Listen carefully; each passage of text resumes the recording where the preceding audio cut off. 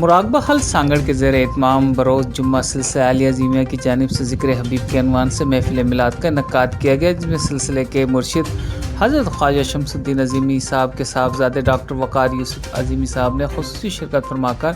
حاضرین مجلس کو سیرت نبوی کے مختلف پہلوؤں پر علمی، ادبی، روحانی اور سائنسی حوالے سے عام و فہم میں اپنا اظہار خیال کیا،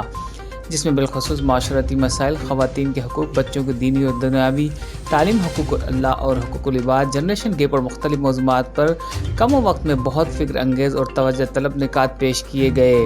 جس سامعین کرام نے نہایت توجہ اور دلچسپی کے ساتھ سماعت کیا۔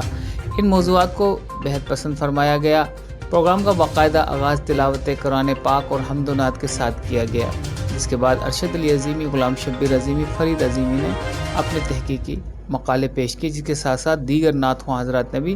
بارگاہ رسالت علیہ السلام میں ہدیہ نعت پیش کیا۔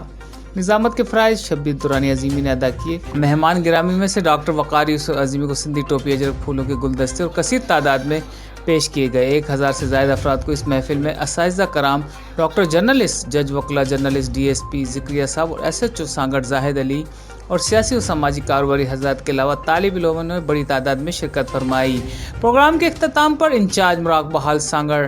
جناب شوکت علی عظیمی نے سب مہمانوں کا شکریہ ادا کیا۔